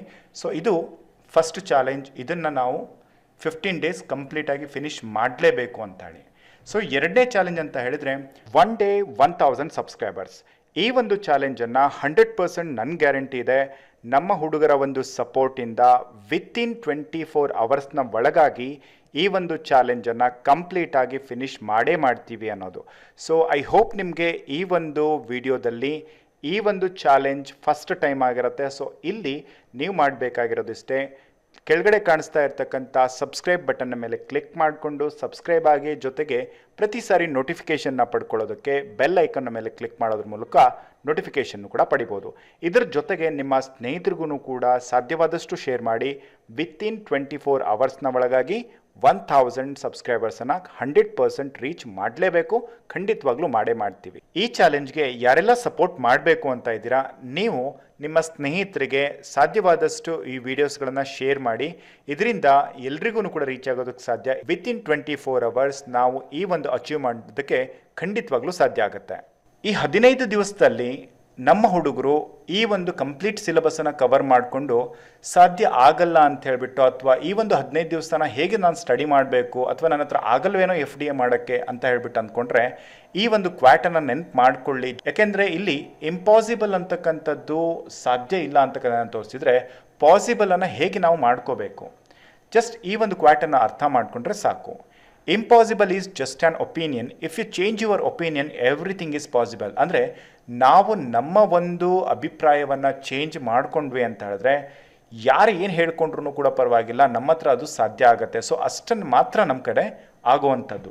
ಅದನ್ನು ನಾವು ಖಂಡಿತವಾಗ್ಲೂ ಮಾಡ್ಕೊಂಡ್ವಿ ಅಂತ ಹೇಳಿದ್ರೆ ಇಂಪಾಸಿಬಲ್ ಅಂತಕ್ಕಂಥ ಈ ಒಂದು ವರ್ಡನ್ನು ಸ್ವಲ್ಪ ಚೇಂಜ್ ಮಾಡಿದರೆ ಅದು ಐ ಆಮ್ ಪಾಸಿಬಲ್ ಹೇಗೆ ಆಗುತ್ತೋ ಅದೇ ರೀತಿ ನಮ್ಮ ಹತ್ರ ಸಾಧ್ಯ ಇಲ್ಲ ಅಂದ್ಕೊಳ್ಳೋದಕ್ಕಿಂತನೂ ಕೂಡ ಮಾಡೇ ಮಾಡ್ತೀನಿ ಅಂತ ಒಂದು ಪಾಸಿಟಿವ್ ವೇಯಲ್ಲಿ ನಾವು ನಡೆದ್ವಿ ಅಂತ ಹೇಳಿದ್ರೆ ಈ ಒಂದು 15 ದಿವಸಗಳನ್ನು ನಾವು ತುಂಬ ಅಚ್ಚುಕಟ್ಟಾಗಿ ಯೂಸ್ ಮಾಡಿಕೊಂಡು ಒಂದು ಪ್ರಾಪರ್ ಟೈಮಿಂಗ್ಸನ್ನು ಮೇಂಟೈನ್ ಮಾಡ್ಕೊಂಡು ಹೋದ್ವಿ ಅಂತ ಹೇಳಿದ್ರೆ ಖಂಡಿತವಾಗ್ಲೂ ಕೂಡ ಈ 15 ದಿವಸದಲ್ಲಿ ಇರತಕ್ಕಂಥ ಎಲ್ಲ ಗೊಂದಲಗಳನ್ನು ಕೂಡ ಕ್ಲಿಯರ್ ಮಾಡಿಕೊಂಡು FDA ಎಕ್ಸಾಮನ್ನು ಪಾಸ್ ಖಂಡಿತವಾಗ್ಲೂ ಮಾಡ್ಬೋದು. ಸೊ ಅದಕ್ಕೋಸ್ಕರನೇ ನಿಮಗೆ ಕೆಲವೊಂದಿಷ್ಟು ಗೈಡೆನ್ಸನ್ನು ಈ ಒಂದು ವಿಡಿಯೋದಲ್ಲಿ ನೀಡ್ತಾ ಹೋಗ್ತೀನಿ. ಸೊ ಅದನ್ನು ನಿಮಗೆ ಯಾವ ರೀತಿ ಪಾಲಿಸೋದಕ್ಕೆ ಸಾಧ್ಯವಾಗುತ್ತೋ ಅದೇ ರೀತಿ ಫಾಲೋ ಮಾಡಿ ನೀವು ಖಂಡಿತವಾಗ್ಲೂ ಈ 15 ದಿವಸನ ಅಲ್ಟಿಮೇಟ್ ಆಗಿ ಯೂಸ್ ಮಾಡ್ಕೊಳ್ತೀರಿ ಅಂದ್ಕೊಳ್ತೀನಿ. ನೆಕ್ಸ್ಟ್ ಬಂದುಬಿಟ್ಟು ಕ್ರಿಯಾಪದಗಳು. ಸೊ ಕ್ರಿಯಾಪದಗಳಿಗೆ ಸಂಬಂಧಪಟ್ಟಾಗ ಏನಿರುತ್ತೆ ಅಂತ ಹೇಳಿದ್ರೆ ಇಲ್ಲಿ ನಿಮಗೆ 3 ಅಂಕದ ಪ್ರಶ್ನೆಗಳನ್ನು ಕೇಳಲಾಗುತ್ತೆ. ಸೊ ಕ್ರಿಯಾಪದದಲ್ಲಿ ನಿಮಗೆ 3 ಅಂಕದ ಪ್ರಶ್ನೆಗಳನ್ನು ಕೇಳಲಾಗುತ್ತೆ ಅಂದರೆ ಎಲ್ಲೆಲ್ಲಿ ಈ ಪ್ರಶ್ನೆಗಳನ್ನು ಕೇಳಲಾಗುತ್ತೆ ನಿಮಗೆ. ಹಾಗೆ ಸಿಂಪಲ್ ಆಗಿ ಹೇಳೋದಾದರೆ ಇದನ್ನು ಕ್ರಿಯಾಪದದ ಪ್ರಕಾರಗಳಲ್ಲಿ ಕೇಳಲಾಗತ್ತೆ, ಜೊತೆಗೆ ಕ್ರಿಯಾಪದದ ಧಾತುಪದ ಏನಿರುತ್ತೆ ಅಲ್ಲಿ ಕೇಳಲಾಗತ್ತೆ, ಹಾಗೆಯೇ ಕ್ರಿಯಾ ಪ್ರಕೃತಿ ಅಂತ ನಾವೇನು ಕರಿತೀವಿ ಅರ್ಥಾತ್ ಧಾತುಪದ ಏನಿರುತ್ತಲ್ವ ಸೊ ಆ ಒಂದು ಬೇಸಿಸ್ ಮೇಲೆ ಕೇಳ್ಬೋದು, ಅಥವಾ ಅಕರ್ಮಕ ಮತ್ತು ಸಕರ್ಮಕ ಕ್ರಿಯಾಪದಗಳಲ್ಲಿ ನಿಮಗೆ ಒಂದೊಂದು ಮಾರ್ಕ್ಸನ್ನು ಕೇಳಲಾಗುತ್ತೆ. ಅಂದರೆ ಒಂದೊಂದು ಸೆಕ್ಷನಲ್ಲಿ ಒಂದೊಂದು ಮಾರ್ಕ್ಸ್ ಅಲ್ಲಿಗೆ ಅಂತ ಹೇಳಿದ್ರೆ 3 ಸೆಕ್ಷನಲ್ಲಿ 3 ಮಾರ್ಕ್ಸನ್ನು ಕೇಳಲಾಗುತ್ತೆ. ನಿಮಗೆ ಯಾವ ಸೆಕ್ಷನ್ ಅರ್ಥ ಆಗಿರಲ್ವೋ ಆ ಸೆಕ್ಷನ್ನ ಕರೆಕ್ಟಾಗಿ ಅರ್ಥ ಮಾಡ್ಕೊಂಡ್ರಿ ಅಂದರೆ ಇದರಲ್ಲಿ ನಿಮ್ಮ ಖಾಯಮಾಗಿ 1 ಮಾರ್ಕ್ಸ್ ಅಂತ ಹೇಳಿದರೆ 3 ಸೆಕ್ಷನ್ಗೆ 3 ಮಾರ್ಕ್ಸ್ ಪಡಿಬೋದು. ನೆಕ್ಸ್ಟ್ ಬಂದುಬಿಟ್ಟು ನಾಮಪದಗಳು. ಸೊ ನಾಮಪದದಲ್ಲೂ ಕೂಡ ಅಷ್ಟೇ ನಿಮಗೆ 1 ಮಾರ್ಕ್ಸನ್ನು ಕೇಳ್ತಾರೆ. ಸೊ ನಾಮಪದಕ್ಕೆ ಸಂಬಂಧಪಟ್ಟಿರ್ತಕ್ಕಂಥ ಬೇರೆ ಬೇರೆ ರೀತಿಯ ನಾಮಪದಗಳನ್ನು ಕರೆಕ್ಟಾಗಿ ನೀವು ಅರ್ಥ ಮಾಡ್ಕೊಂಡ್ರೆ ಅಂದರೆ 1 ಮಾರ್ಕ್ಸ್ ಇಲ್ಲಿ ನಿಮಗೆ ಪಕ್ಕಾ ಸಿಗುತ್ತೆ. ತುಂಬ ಈಸಿಯಾಗಿರ್ತಕ್ಕಂಥ ಟಾಪಿಕ್, ಇದನ್ನು ಯಾರು ಕೂಡ ಮಿಸ್ ಮಾಡಬೇಡಿ. ನೆಕ್ಸ್ಟ್ ಬಂದುಬಿಟ್ಟು 9ನೇ ಟಾಪಿಕ್ ಯಾವುದು ಅಂತ ಹೇಳಿದ್ರೆ ಸರ್ವನಾಮಗಳು. ಸೊ ಸರ್ವನಾಮಗಳ ಮೇಲೂ ಕೂಡ ಅಷ್ಟೇ 1 ಮಾರ್ಕ್ಸಿಗೆ ಈ ಒಂದು ಪ್ರಶ್ನೆಗಳನ್ನು ಕೇಳಲಾಗುತ್ತೆ. ಇಲ್ಲಿ ನಿಮಗೆ ಒಂದೊಂದು ಮಾರ್ಕ್ಸನ್ನು ನಾನು ಯಾಕೆ ತಿಳಿಸ್ತಾ ಇದ್ದೀನಿ ಅಂತ ಹೇಳಿದ್ರೆ ಕ್ರಿಯಾಪದದ ಮೇಲೆ ಈ ಹಿಂದೆ 3 ಅಂಕದ ಪ್ರಶ್ನೆಗಳನ್ನು ಕೇಳಲಾಗಿತ್ತು. ಈ ಸರಿ ಏನಾದ್ರೂ ಕೂಡ 1 ಅಂಕದ ಪ್ರಶ್ನೆಯನ್ನು ಕೇಳಬಹುದು, 2 ಅಂಕದನ್ನು ಕೂಡ ಕೇಳಬಹುದು, ಅಥವಾ ಇಲ್ಲಿ 3 ಅಂಕದ್ದು ಕೇಳಬಹುದು. ಅಂದರೆ ಇಲ್ಲಿ ನಿಮಗೆ ಮ್ಯಾಕ್ಸಿಮಮ್ ಮಾರ್ಕ್ಸನ್ನು ಕಟ್ ಮಾಡಿ ಮಿನಿಮಮ್ ಮಾರ್ಕ್ಸಿಗೂ ಕೂಡ ಇದನ್ನು ಡೌನ್ ಗ್ರೇಡ್ ಮಾಡ್ಬೋದು. ಸೊ ಅದರಿಂದ ಇಲ್ಲಿ ನೀವು ಎಲ್ಲ ಸೆಕ್ಷನ್ನು ಕ್ಲಿಯರ್ ಮಾಡಿ, ಇಫ್ ಇನ್ ಕೇಸ್ ಆ ಥರ ಏನಾದ್ರು ಕೇಳಿದ್ರು ಅಂದ್ರೂ ಕೂಡ ನಾವು ಆ ಒಂದು ಸೆಕ್ಷನ್ನು ಕೂಡ ಕಂಪ್ಲೀಟಾಗಿ ಕ್ಲಿಯರ್ ಮಾಡಬೇಕಾಗುತ್ತೆ. ನೆಕ್ಸ್ಟು ನಾವು ಸಂಧಿಗಳಿಗೆ ಹೋಗೋಣ. ಸಂಧಿಗಳಲ್ಲಿ ನಿಮಗೆ ಎಷ್ಟು ಪ್ರಕಾರದ ಸಂಧಿಗಳಿದ್ದಾವೆ, ಯಾವ್ಯಾವ ಪ್ರಕಾರದ ಸಂಧಿಗಳಿದ್ದಾವೆ, ಕನ್ನಡ ಸಂಧಿಗಳನ್ನು ಹೇಗೆ ಬಿಡಿಸಬೇಕು, ಸಂಸ್ಕೃತ ಸಂಧಿಗಳನ್ನು ಹೇಗೆ ಬಿಡಿಸಬೇಕು, ಜೊತೆಗೆ ಅದರಲ್ಲಿರ್ತಕ್ಕಂಥ ಲಾಜಿಕಲ್ ಥಿಂಗ್ಸ್ಗಳು ಏನು, ಇವನ್ನೆಲ್ಲರೂ ಕೂಡ ಕಲ್ತಿರ್ತೀರಾ. ಆದರೆ ನೀವು ಹೆಚ್ಚು ಒತ್ತನ್ನು ಕೊಡಬೇಕಾಗಿರ್ತಕ್ಕಂಥದ್ದು ಕನ್ನಡ ಸಂಧಿಗಳು. ಅದರಲ್ಲೂ ಕೂಡ ಕನ್ನಡದ ಸಂಧಿಗಳಲ್ಲಿ ಲೋಪಸಂಧಿಗೆ ನೀವು ಹೆಚ್ಚು ಒತ್ತನ್ನು ಕೊಡಿ. ಲೋಪಸಂಧಿಯ ಜೊತೆಗೆ ನಿಮಗೆ ಸವರ್ಣ ದೀರ್ಘ ಸಂಧಿಗೂ ಮತ್ತು ಲೋಪಸಂಧಿಗೂ ಇರ್ತಕ್ಕಂಥ ವ್ಯತ್ಯಾಸಗಳನ್ನು ಕೂಡ ತಿಳ್ಕೊಳ್ಳಿ. ಸಮ್ಟೈಮ್ ಲೋಪಸಂಧಿಯ ವಿಷಯಗಳೇನಿರ್ತವೆ ಅದು ಸವರ್ಣ ದೀರ್ಘ ಸಂಧಿಯ ವಿಷಯಗಳಂತೆ ಕಾಣುತ್ತೆ, ಆದರೆ ಅದು ಸವರ್ಣ ದೀರ್ಘ ಸಂಧಿ ಆಗಿರೋದಿಲ್ಲ. ಸಮ್ವೇರ್ ಸವರ್ಣ ದೀರ್ಘ ಸಂಧಿ ಅಂತ ಅಂದ್ಕೊಳ್ತೀವಿ, ಆದರೆ ಅದು ಲೋಪಸಂಧಿ ಆಗಿರುತ್ತೆ. ಸೊ ಈ ರೀತಿ ಕನ್ಫ್ಯೂಷನ್ ಇರತಕ್ಕಂಥ ಜಾಗಗಳಲ್ಲಿ ನಿಮಗೆ ಸಮ್ಟೈಮ್ ಪ್ರಶ್ನೆಗಳನ್ನು ಕೇಳಿಬಿಟ್ಟು ಅದರಲ್ಲಿ ನೀವು ಎಡುವ ಹಾಗೆ ಮಾಡಲಾಗತ್ತೆ. ಸೊ ಆ ಥರದ ಸೆಕ್ಷನ್ಸ್ಗಳನ್ನು ಕನ್ಫರ್ಮ್ ಆಗಿ ನೀವು ಕರೆಕ್ಟಾಗಿ ಅರ್ಥ ಮಾಡ್ಕೊಂಡ್ರಿ ಅಂತ ಹೇಳಿದ್ರೆ ಆ ರೀತಿಯ ಪ್ರಶ್ನೆಗಳು ಬಂದರೂ ಕೂಡ ನೀವು ಇಲ್ಲಿ ಕನ್ಫರ್ಮ್ ಆಗಿ ಮಾರ್ಕ್ಸನ್ನು ತಗೋಬೋದು. ಇಲ್ಲಿ ನೀವು ಕಲಿಬೇಕಾದ್ರೆ ಏನೇನು ಕಲಿಬೇಕು ಅಂತ ಹೇಳಿದ್ರೆ ಕ್ರಿಯಾಪದವನ್ನು ಕಲಿಬೇಕಾಗತ್ತೆ. ಅಂದರೆ ಇಲ್ಲಿ ನಿಮ್ಗೆ ಹೇಳೋದಾದ್ರೆ ಹಿಂಗೆ ಜಸ್ಟ್ ಹಂಗೆ ಹೇಳ್ತಾ ಇದ್ದೀನಿ. ಸೊ ಇಲ್ಲಿ ನೀವು ಕಲಿಬೇಕಾದ್ರೆ ಏನು ಮಾಡಬೇಕು ಅಂತ ಹೇಳಿದ್ರೆ ಮುಖ್ಯವಾಗಿ ಸಂಧಿ ಪದಗಳನ್ನು ಬಿಡಿಸೋದನ್ನು ಕಲಿಬೇಕು, ಸಂಧಿ ಪದಗಳನ್ನು ಬಿಡಿಸ್ತಕ್ಕಂಥದ್ದನ್ನು ಕಲಿಬೇಕು. ಓಕೆ, ನೆಕ್ಸ್ಟು ಸಂಧಿ ಪದಗಳನ್ನು ಬಿಡಿಸಿದ ನಂತರ ಸಂಧಿ ಪದಗಳನ್ನು ವಿಗ್ರಹ ರೂಪವಾಗಿ ನಾವು ಮಾಡಬೇಕಾದ್ರೆ ಹೇಗೆ ನಾವು ವಿಗ್ರಹ ರೂಪವನ್ನು ಮಾಡಬೇಕು. ಸೊ ಯಾಕಂದರೆ ಸಂಧಿಗಳಲ್ಲಿ ನಿಮಗೆ ವಿಗ್ರಹ ರೂಪಗಳನ್ನು ಕೂಡ ಕೇಳಲಾಗತ್ತೆ, ಬಿಡಿಸಿ ಬರೆಯೋದಕ್ಕೂ ಕೂಡ ಕೇಳಲಾಗತ್ತೆ, ಸಂಧಿ ಪದವನ್ನು ಕೂಡ ಕೇಳಲಾಗತ್ತೆ, ಅಥವಾ ಕೆಲವೊಂದಿಷ್ಟು ಪದಗಳನ್ನು ನೀಡಿಬಿಟ್ಟು ಇದು ಯಾವ ಸಂಧಿಗೆ ಉದಾಹರಣೆ ಅಂತಲೂ ಕೂಡ ಕೇಳಲಾಗತ್ತೆ. ಸೊ ಈ ರೀತಿಯಾಗಿ ನಿಮಗೆ ಪ್ರಶ್ನೆಗಳನ್ನು ಸಂಧಿಯ ಮೇಲ್ಗಡೆ ಕೇಳಲಾಗುತ್ತೆ. ಅದರಿಂದ ಈ ಎಲ್ಲ ಭಾಗಗಳನ್ನು ಕೂಡ ನೀವು ಕರೆಕ್ಟಾಗಿ ತಿಳ್ಕೋಬೇಕು. ಹೆಚ್ಚಿನದಾಗಿ ಸಂಧಿ ಪದದಲ್ಲಿ ವಿಗ್ರಹ ರೂಪವನ್ನು ಕೇಳಿದಾಗ ನೀವು ಎಡುವಂಥ ಚಾನ್ಸಸ್ ಇರುತ್ತೆ, ಅಥವಾ ಈ ಲೋಪಸಂಧಿ ಮತ್ತು ಸವರ್ಣ ದೀರ್ಘ ಸಂಧಿ ಎರಡಕ್ಕೂ ಕೂಡ ಸಿಮಿಲರ್ ಆಗಿರ್ತಕ್ಕಂಥ ಸಂಧಿಗಳನ್ನು ಕೊಟ್ಟಾಗ ಎಡವತಕ್ಕಂಥ ಚಾನ್ಸಸ್ ಇರುತ್ತೆ. ಎಣ್ ಸಂಧಿ ಮತ್ತು ಯಕಾರಾಗಮ ಸಂಧಿ ಕೊಟ್ಟಾಗ ನಿಮಗೆ ಎಡವತಕ್ಕಂಥ ಚಾನ್ಸಸ್ ಇರುತ್ತೆ. ಸೊ ಈ ರೀತಿಯ ಸಂಧಿಗಳನ್ನು ಕೊಟ್ಟಾಗ ಹೇಗೆ ಬಿಡಿಸಬೇಕು ಅನ್ನೋದನ್ನು ಕನ್ಫರ್ಮ್ ಮಾಡ್ಕೊಳ್ಳಿ. ಅದರ ಜೊತೆಗೆ ನೀವು ಸಂಸ್ಕೃತ ಸಂಧಿಗಳನ್ನು ಕೂಡ ನೋಡ್ಕೊಳ್ಳಿ. ಯಾಕೆ ಅಂದರೆ ಸಂಸ್ಕೃತ ಸಂಧಿಗಳನ್ನು ಇತ್ತೀಚಿನ ಕೆಲವೊಂದು ಎಕ್ಸಾಮ್ಸ್ಗಳಲ್ಲಿ ಅಲ್ಲಿ ಇಲ್ಲಿ ಒಂದು ಕ್ವಶನ್ಸ್ಗಳನ್ನು ತೂರ್ತಕ್ಕಂಥ ಚಾನ್ಸಸ್ ಇರೋದ್ರಿಂದ ಅವುಗಳನ್ನು ನೀವು ಕಂಪಲ್ಸರಿಯಾಗಿ ಕಲಿಬೇಕು. ಇದರಲ್ಲಿ ನಿಮಗೆ ಯಾವ ಸೆಕ್ಷನ್ ವೀಕ್ ಅಂತ ಅನಿಸುತ್ತೋ ಆ ಸೆಕ್ಷನ್ನಲ್ಲಿ ನೀವು ಕರೆಕ್ಟಾಗಿ ಕಾನ್ಸಂಟ್ರೇಟ್ ಮಾಡಿದರೆ 3ಕ್ಕೆ 3 ಅಂಕನೂ ತಗೋಬಹುದು. ನೆಕ್ಸ್ಟು ಎರಡನೇದಾಗಿ ಬರ್ತಕ್ಕಂಥದ್ದು ಇಲ್ಲಿ ನಿಮಗೆ 2 ಅಂಕದ ಪ್ರಶ್ನೆಯನ್ನು ಒಳಗೊಂಡಿರ್ತಕ್ಕಂಥ ಲಿಂಗಗಳು. ಸೊ ಇಲ್ಲಿ ನಿಮಗೆ ಲಿಂಗಗಳಲ್ಲೂ ಕೂಡ ಅಷ್ಟೇ ನಿಮಗೆ 2 ಅಂಕದ ಪ್ರಶ್ನೆಗಳನ್ನು ಕೇಳಲಾಗತ್ತೆ. ಸೊ ಲಿಂಗಗಳ ಮೇಲೆ ನೀವು 2ಕ್ಕೆ 2 ಅಂಕ ತಗೋಬಹುದು. ಯಾಕೆಂದರೆ ನೀವು ಕರೆಕ್ಟಾಗಿ ಲಿಂಗಗಳನ್ನು ಕಲ್ತ್ಕೊಂಡ್ರಿ ಅಂತ ಹೇಳಿದ್ರೆ ಸಾಕು. ಇದು ಕೂಡ ತುಂಬ ಈಸಿಯಾಗಿರ್ತಕ್ಕಂಥ ಕಾನ್ಸೆಪ್ಟ್ ಆಗಿರೋದ್ರಿಂದ ಲಿಂಗಗಳನ್ನು ಕರೆಕ್ಟಾಗಿ ನೋಡಿಕೊಂಡ್ರೆ ಸಾಕು, 2 ಅಂಕ ನಿಮಗೆ ಕನ್ಫರ್ಮ್ ಆಗಿ ಬರುತ್ತೆ. ಇವೆಲ್ಲ ಟಫೆಸ್ಟ್ ಆಗಿರ್ತಕ್ಕಂಥ ಪಾರ್ಟ್ಗಳು ಅಲ್ಲ ಇದು. ನೆಕ್ಸ್ಟ್ ಬಂದುಬಿಟ್ಟು ಗಾದೆ ಮಾತು. ಗಾದೆ ಮಾತನ್ನು ಕೂಡ ನಿಮ್ಗೆ ಅಷ್ಟೇ ನಾವೀಗ ಆಲ್ರೆಡಿ ಪ್ರೊವೈಡ್ ಮಾಡಿರ್ತಕ್ಕಂಥ ಗಾದೆ ಮಾತನ್ನಾದರೂ ಕಲೀರಿ, ಅಥವಾ ನೀವು ಆಲ್ರೆಡಿ ಕಲೆಕ್ಟ್ ಮಾಡಿರ್ತಕ್ಕಂಥ ಗಾದೆ ಮಾತನ್ನು ಅರ್ಥ ಮಾಡ್ಕೊಳ್ಳಿ. ಯಾಕೆಂದರೆ ಗಾದೆ ಮಾತನ್ನು ನೀವು ಏನು ಮಾಡಬೇಕು ಅಂದರೆ ಕಲೀಲೂಬೇಕು, ಅದರ ಜೊತೆಗೆ ಅರ್ಥವನ್ನು ಕೂಡ ಮಾಡ್ಕೋಬೇಕು. ಇದರಿಂದ ನಿಮಗೆ ಇಲ್ಲಿ ಎಷ್ಟು ಮಾರ್ಕ್ಸ್ ಇರುತ್ತೆ ಅಂತ ಹೇಳಿದ್ರೆ ಇಲ್ಲೂ ಕೂಡ ನಿಮ್ಗೆ ಅಷ್ಟೇ ಇರತಕ್ಕಂಥದ್ದು 1 ಮಾರ್ಕ್ಸ್ ಇರುತ್ತೆ. ನೋಡಿ ಎಲ್ಲದು 1 ಮಾರ್ಕ್ಸಿಗೆ. ಇಲ್ಲಿ ನಿಮಗೆ ಎಲ್ಲೆಲ್ಲಿ ಸೆಕ್ಷನಲ್ಲಿ ಹೈಯೆಸ್ಟ್ ಮಾರ್ಕ್ಸ್ಗಳಿದಾವೋ 3 ಇದ್ದ ಜಾಗದಲ್ಲಿ 2 ಮಾಡ್ಬೋದು, 2 ಇದ್ದ ಜಾಗದಲ್ಲಿ 1 ಮಾಡ್ಬೋದು. ಅಂದರೆ 2021 ಪೇಪರಲ್ಲಿ.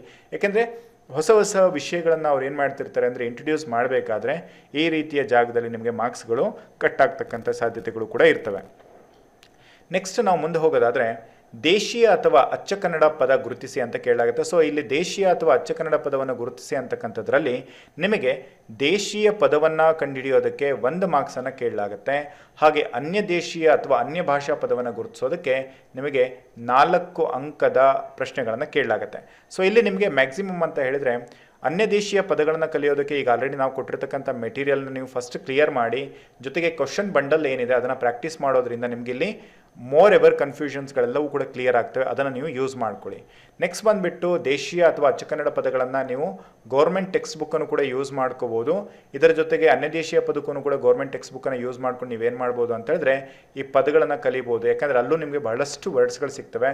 ಹಾಗಂತ ಹೇಳ್ಬಿಟ್ಟು ಅವನ್ನೇ ನೀವು ಕಂಪ್ಲೀಟಾಗಿ ಮುಗಿಸ್ಕೊಂಡು ಕೂತ್ಕೊಂಡ್ರಿ ಅಂದರೆ ಸಾಧ್ಯ ಆಗಲ್ಲ. ಬೇರೆ ಬೇರೆ ಮೆಟೀರಿಯಲನ್ನು ಕೂಡ ನೀವು ರೆಫರ್ ಮಾಡಿ ಏನು ಮಾಡಬೇಕು, ಹೆಚ್ಚಿನ ಪದಗಳನ್ನು ನೀವು ಕಲೆಕ್ಟ್ ಮಾಡ್ಕೊಳ್ಳೇಬೇಕಾಗುತ್ತೆ. ಸೊ ಅದರಿಂದ ಈ ಜಾಗದಲ್ಲಿ ಏನಾದ್ರೂ ಕೂಡ ನಿಮಗೆ ಕನ್ಫ್ಯೂಷನ್ ಇತ್ತು ಅಂತ ಹೇಳಿದ್ರೆ ನೀವು ಅಲ್ಲಿ ದಿನಾಲೂ ಕೂಡ ನೀವು ಹೆಚ್ಚು ಕಡಿಮೆ ಏನಿಲ್ಲ ಅಂದ್ರೂ ಕೂಡ ಒಂದು ಕರೆಕ್ಟಾಗಿ ನೀವು ಹೇಳೋದಾದರೆ 1 ಡೇ ನೋಡಿಕೊಂಡ್ರೆ ಸಾಕಾಗುತ್ತೆ. ದೇಶೀಯ ಪದಗಳೆಲ್ಲವನ್ನು ಕೂಡ ನೀವು ಕಲಿಬೋದು. 1 ಡೇ 1 ಅವರ್ ನೋಡಿಕೊಂಡ್ರೆ ಸಾಕು. ನೆಕ್ಸ್ಟ್ ಅನ್ಯ ದೇಶೀಯ ಪದಗಳನ್ನು ಕೂಡ ಅಷ್ಟೇ 1 ಡೇ 1 to 1.5 ಅವರ್ ನೋಡ್ಕೊಂಡ್ರಿ ಅಂತ ಹೇಳಿದ್ರೆ ಇದನ್ನು ಕೂಡ ಕಂಪ್ಲೀಟಾಗಿ ಕ್ಲಿಯರ್ ಆಗುತ್ತೆ. ಆದರೆ ನೀವು ಇಲ್ಲೇನು ಮಾಡಬೇಕು ಅಂತ ಹೇಳಿದ್ರೆ ದಿನ ಸುಮ್ಮನೆ ಇದನ್ನು ನೋಡ್ತಾ ಹೋಗಬೇಕು, ರಿವಿಷನ್ ಮಾಡ್ತಾನೆ ಹೋಗಬೇಕು. ಆವಾಗ ಮಾತ್ರ ನಿಮಗೆ ಪರ್ಫೆಕ್ಟ್ ಆಗೋದಕ್ಕೆ ಸಾಧ್ಯ. 1 ಡೇ 1 ಅವರ್ ಕೊಟ್ಟೆ ಅಂತ ಹೇಳ್ಬಿಟ್ಟು ಕ್ಲೋಸ್ ಮಾಡೋ ಹಾಗಿಲ್ಲ. 1 ಡೇ 1 ಅವರ್ ಕೊಟ್ಬಿಟ್ಟು 2 ದಿವಸಕ್ಕೋ 3 ದಿವಸಕ್ಕೋ ಒಂದ್ಸರಿ ಏನು ಮಾಡಬೇಕು, ಇವನ್ನ ರಿವಿಷನ್ ಯಾವುದೇ ಟಾಪಿಕ್ ಆಗಿರಲಿ ರಿವಿಷನ್ ಹೊಡಿತಾ ಹೋಗಿ. ಯಾಕೆಂದರೆ ಇದು 15 ದಿವಸ ಇರೋದ್ರಿಂದ ಇಲ್ಲಿ ರಿವಿಷನ್ನೇ ನಿಮಗೆ ತುಂಬಾ ಹೆಲ್ಪ್ ಮಾಡ್ತಕ್ಕಂಥ ಒಂದು ಪಾರ್ಟ್ ಆಗಿರೋದ್ರಿಂದ ರಿವಿಷನ್ ಮಾಡ್ತಾನೆ ಹೋಗಿ. ದಿನ ಒಂದು ಏನಿಲ್ಲ ಅಂದ್ರೂ ಕೂಡ ಒಂದು 20 ನೋಡ್ಕೊಡಿ ಸಾಕು. ಇವನ್ನ ದಿನ 20 ನೋಡ್ಕೊಂಡ್ರೂ ಕೂಡ ನಿಮ್ಗೆ 15 ದಿವಸದಲ್ಲಿ ಆರಾಮಾಗಿ ಇವನ್ನ ಎಲ್ಲ ಟಾಪಿಕ್ಗಳನ್ನು ಕೂಡ ಕ್ಲಿಯರ್ ಆಗಿ ಮುಗಿಸ್ಕೋಬೋದು.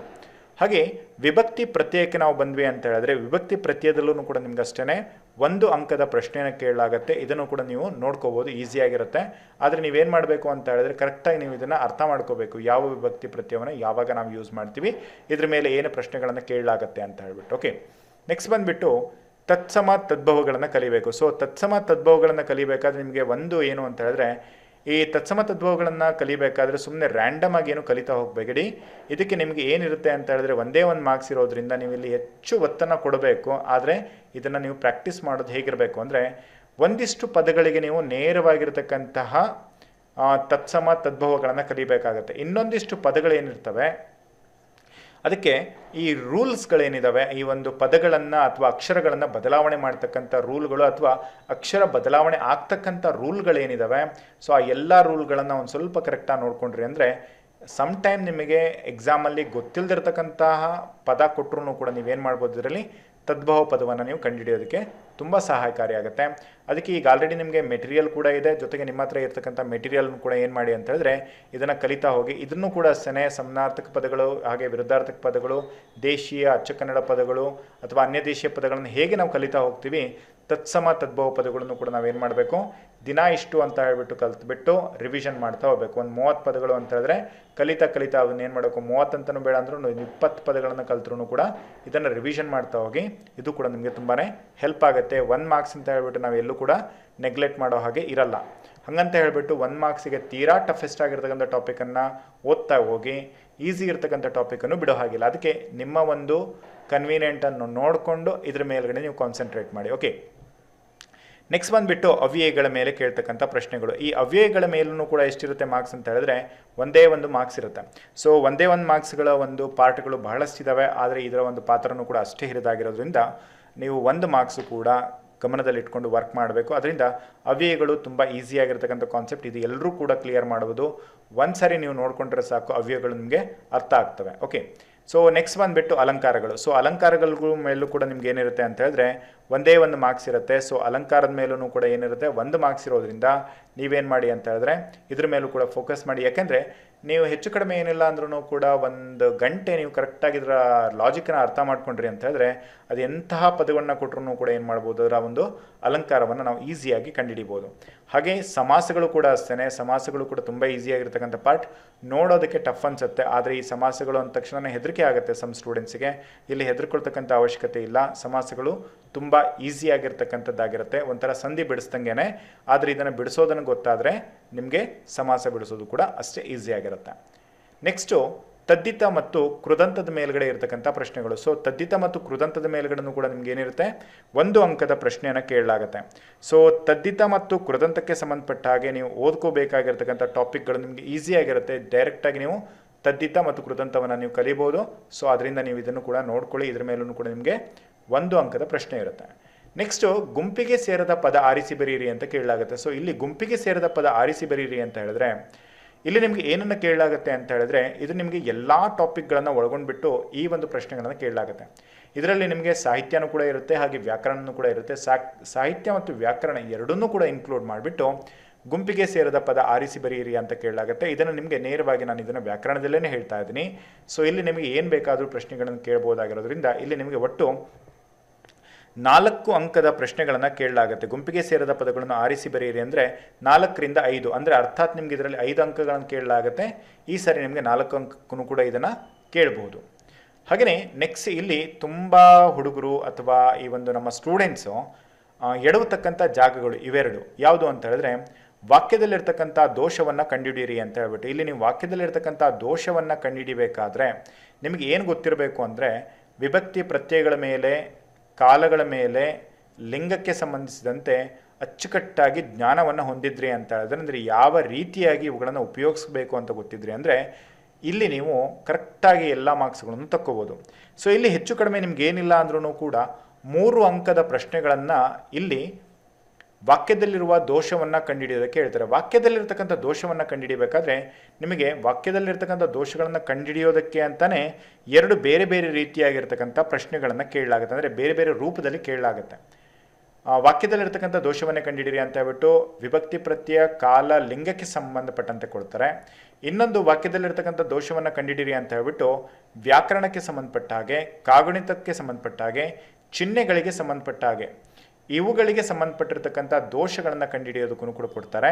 ಸೊ ಇಲ್ಲಿ ನಿಮಗೆ ಈ ಒಂದು ರೀತಿಯ ದೋಷಗಳನ್ನು ಕಂಡುಹಿಡಿಯೋದಕ್ಕೆ 6 ಅಂಕಗಳ ಪ್ರಶ್ನೆಗಳನ್ನು ಕೇಳ್ತಾರೆ. ನಿಮಗೆ ಇಲ್ಲೇನಾದ್ರೂ ಕೂಡ ಪ್ರಾಬ್ಲಮ್ ಆಗ್ತಿದೆ ಅಂತ ಹೇಳಿದ್ರೆ ಇವುಗಳನ್ನು ಕೂಡ ನೀವು ಹೆಚ್ಚು ಪ್ರಾಕ್ಟೀಸ್ ಮಾಡಬೇಕು.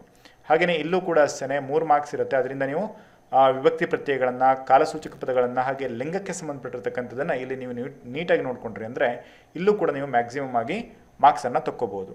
ಈಗ ನಾವು 2ನೇ ಭಾಗಕ್ಕೆ ಬರ್ತಾ ಇದ್ದೀವಿ. ಇದು ಭಾಷಾಭ್ಯಾಸ ಭಾಗ. ಸೊ ಮೋರ್ ಎವರ್ ಟಫೆಸ್ಟ್ ಆಗಿರ್ತಕ್ಕಂಥ ಪಾರ್ಟ್, ಅಲ್ಲೇ ಇದ್ದ ಮಾರ್ಕ್ಸನ್ನು ಅಲ್ಲೇ ಬಿಟ್ಟು ಬರ್ತಕ್ಕಂಥ ಜಾಗ ಅಂದರೆ ಈ ಒಂದು ಜಾಗ. ಯಾಕೆ ಅಂದರೆ ಇಲ್ಲಿ PQRS ಅಲ್ಲಿ ಹೆಚ್ಚು ಎಡವುತ್ತಾರೆ, ಆಮೇಲೆ PQRS ಅಲ್ಲಿ ಟೆಕ್ನಿಕನ್ನು ಯೂಸ್ ಮಾಡ್ತೀರಿ. ಸೊ ನೋಡಿ, ಯಾವುದೇ ಕಾರಣಕ್ಕೂ ಕೂಡ PQRSಗೆ ರಿಲೇಟೆಡ್ ಆಗಿ ಟೆಕ್ನಿಕ್ಸ್ಗಳನ್ನು ಯೂಸ್ ಮಾಡಬೇಡಿ. ಅರ್ಥಕ್ಕೆ ಸಂಬಂಧಿಸಿದಂತೆ PQRSನ್ನು ವರ್ಕ್ ಮಾಡಿದ್ರಿ ಅಂದರೆ ಮಾತ್ರ ನಿಮಗೆ ಮಾರ್ಕ್ಸ್ ಇರುತ್ತೆ. ಸಮ್ ಸ್ಟೂಡೆಂಟ್ಸು ಈಗ ಆಲ್ರೆಡಿ ನಮ್ಮ ಹತ್ರ ಇರ್ತಕ್ಕಂಥ ಸ್ಟೂಡೆಂಟ್ಸೇ ಅವರು PQRSಗೆ ಟ್ರಿಕ್ ಯೂಸ್ ಮಾಡ್ತೀವಿ, ಆ ಟ್ರಿಕ್ ಮೂಲಕ ನಾವು ಫಾಲೋ ಮಾಡಿದರೆ ನಡೆಯುತ್ತೆ ಅಂತೀರಿ. ಸೊ ಯಾವುದೇ ಕಾರಣಕ್ಕೂ ನೀವು ಟ್ರಿಕ್ ಯೂಸ್ ಮಾಡಿದರೆ ಕರ್ತೃ ಕರ್ಮ ಕ್ರಿಯೆಯನ್ನು ಯೂಸ್ ಮಾಡಿಕೊಂಡೇ ಸೆಂಟೆನ್ಸ್ ಮಾಡ್ತೀರಿ ಅಂದರೆ ನಿಮಗೆ ಎಲ್ಲ ಟೈಮಲ್ಲೂ ಕೂಡ ಅದೇ ರೀತಿಯ ಒಂದು ವಾಕ್ಯಗಳನ್ನು ನೀಡಲ್ಲ. ಅರ್ಥಬದ್ಧವಾಗಿರ್ತಕ್ಕಂತಹ ವಾಕ್ಯಗಳನ್ನು ಮಾಡೋದನ್ನು ಕರೆಕ್ಟಾಗಿ ನೋಡ್ಕೊಳ್ಳಿ. ಇದರಿಂದ ನೀವು 100% PQRSಲ್ಲಿ 9ಕ್ಕೆ 9 ಅಂಕಗಳನ್ನು ನೀವು ಪಡಿಬಹುದು. ಇಲ್ಲಿ ನಿಮಗೆ ಒಂದು ವಾಕ್ಯಕ್ಕೆ ಸಂಬಂಧಪಟ್ಟಿರ್ತಕ್ಕಂಥ PQRSಗಳನ್ನು ಕೇಳಲಾಗುತ್ತೆ. ಹಾಗೆಯೇ ಪ್ಯಾರಾಗ್ರಾಫ್ ಬೇಸಿಸ್ ಮೇಲೆ ನಿಮಗೆ 4 ಅಂಕದ PQRSಗಳನ್ನು ನೀಡಲಾಗುತ್ತೆ. ಸೊ PQRSನ್ನು ಸಾಲ್ವ್ ಮಾಡಬೇಕು ಅಂದರೆ ನಿಮಗೆ ಇರ್ತಕ್ಕಂಥ ದಾರಿ ಅಂತ ಹೇಳಿದ್ರೆ ಸೆಂಟೆನ್ಸನ್ನು ಅರ್ಥ ಮಾಡ್ಕೋಬೇಕು. ಜೊತೆಗೆ ನೀವು ಏನು ಓದ್ತಿರಲ್ವ ಆ ಪ್ರೆಸೆಂಟ್ ಓದಬೇಕಿದ್ರೆ ಅರ್ಥವನ್ನು ಮಾಡಿಕೊಂಡು ನೀವು ಕರೆಕ್ಟಾಗಿ ಓದಿದ್ರಿ ಅಂದರೆ ನೀವು PQRSನ್ನು ಆರಾಮಾಗಿ ಬಿಡಿಸ್ತೀರಿ. ಆಮೇಲೆ ನೀವು PQRSನ್ನು ಬಿಡಿಸ್ಬೇಕಿದ್ರೆ ನೀವು ಮಾಡಬೇಕಾಗಿರ್ತಕ್ಕಂಥ ಕೆಲಸ ಏನು ಅಂದರೆ ಇದನ್ನು ಪ್ರಾರಂಭದಲ್ಲಿ ಯಾವುದೇ ಕಾರಣಕ್ಕೂ ಕೂಡ ಇಟ್ಕೋಬೇಡಿ, ಮಧ್ಯಭಾಗದಲ್ಲೂ ಕೂಡ PQRSನ್ನು ಬಿಡಿಸೋದಕ್ಕೆ ಇಟ್ಕೋಬೇಡಿ. ಇದನ್ನು ಕಂಪ್ಲೀಟಾಗಿ ಎಲ್ಲ ಪೇಪರನ್ನು ಕಂಪ್ಲೀಟಾಗಿ ಸಾಲ್ವ್ ಮಾಡಿದಾದ ಮೇಲೆ ನಿಮಗೆ ಟೈಮ್ ಏನಿರುತ್ತಲ್ವ ಅದರ ಆಧಾರದ ಮೇಲೆ ನೀವೇನು ಮಾಡಿ PQRSನ್ನು ಯೂಸ್ ಮಾಡ್ಕೊಳ್ಳಿ. ಯಾಕೆಂದರೆ ಪೇಪರಲ್ಲಿ ನಿಮಗೆ ಇರ್ತಕ್ಕಂಥ ಓವರಾಲ್ ಒಂದು 70% ನೀವು ಪೇಪರನ್ನು ಮುಗಿಸಿದ್ದೀರಿ ಅಥವಾ 80% ಪೇಪರನ್ನು ಮುಗಿಸಿದ್ದೀರಿ ಅಂದಾಗ PQRSನ್ನು ಇಟ್ಕೊಳ್ಳಿ. ಅಲ್ಲಿವರೆಗೂ ಕೂಡ ಹಿಡ್ಕೋಬೇಡಿ. ಯಾಕಂದರೆ ಇದನ್ನು ಟೈಮ್ ಕನ್ಸ್ಯೂಮ್ ಆಯಿತು ಅಂತ ಹೇಳಿದ್ರೆ ನಿಮಗೆ ಉಳಿದಿರ್ತಕ್ಕಂಥ ಅಥವಾ ಗೊತ್ತಿರ್ತಕ್ಕಂತಹ ಆನ್ಸರ್ಗಳು ಮಾಡೋದಕ್ಕೂ ಕೂಡ ನಿಮಗೆ ಟೈಮ್ ಕೊನೆಗೆ ಸಿಗಲ್ಲ. ಅದರಿಂದ ನೀವು ಆದಷ್ಟು PQRSನ್ನು 80% ಆದಮೇಲೆ ಇಟ್ಕೊಳ್ಳಿ. ಓಕೆ. ಹಾಗೆಯೇ ಇಂಗ್ಲೀಷ್ ರೂಪಕ್ಕೆ ಕನ್ನಡದ ಪರ್ಯಾಯ ಪದಗಳು ಅಂತ ಹೇಳ್ಬಿಟ್ಟು ಇದು ಕೂಡ ಅಷ್ಟೇ ಒಂಥರ ಅನ್ನೋನ್ ಝೋನ್ ಇದು. ಇಲ್ಲಿ ನಿಮಗೆ ಇಂಗ್ಲೀಷ್ ಪದಗಳ ಜ್ಞಾನ ಇತ್ತು ಅಂತ ಹೇಳಿದ್ರೆ ನೀವು ಇಲ್ಲಿ ಸಾಲ್ವ್ ಮಾಡ್ಬೋದು, ಅಥವಾ ನಿಮಗೆ ಈಗ ಪ್ರೆಸೆಂಟ್ ನಾನು ಸಿಚುವೇಶನ್ ಹೇಳೋದಾದರೆ ನೀವಿಲ್ಲಿ ಯಾವ ರೀತಿಯ ಪದಗಳನ್ನು ಕಲಿಬೇಕು ಅಂತ ಹೇಳ್ತಾ ಹೋಗ್ತೀನಿ ನೋಡಿ.